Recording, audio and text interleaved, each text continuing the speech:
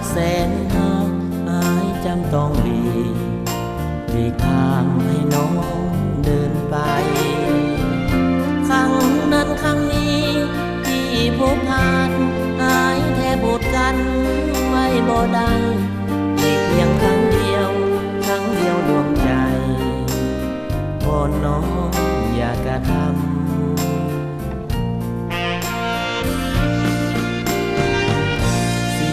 ใดที่น้องนั้นเคยทำผิดขอให้น้องเลิกมันด้วยจิตแห่งความสำนึกบาปกรรมแม้นน้องนั้นคิดปวดทะนงว่าตัวเป็นพงสุดแสนงามแอบมีคู่ควง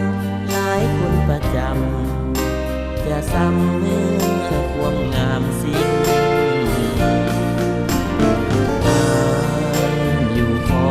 กับน้องด้วยใจก็ควรเอาใจเลิกไปสร้างหอยมนทินอายยอมสละหักอื่นมาเพื่อน้องทั้งสิ้นเอาความดีล้างหอยมนทินใครจะยามหยินบ่หวั่นบ่ไหวอีกเพียงหนึ่งครั้งยังให้เกิดหากอายนี้ก็คงละเบิดแตกพังความหวังทลายแม้นน้องหักแท้จงคิดดูแอบไปมีสู้บาปเท่าใดแต่มันแล้วมาอายยอมอภัยแต่นี้ต่อไปขอนำ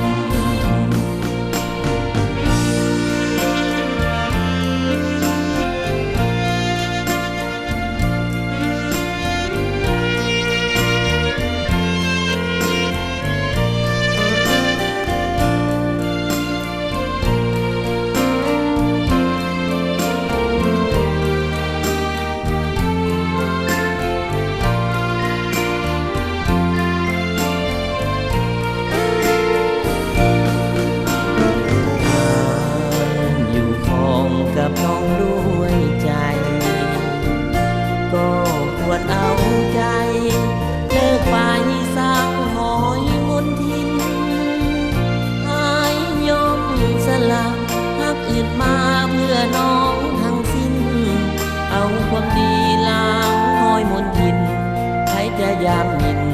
บ่หวั่นบ่ไหวอีกเพียงหนึ่งครั้ง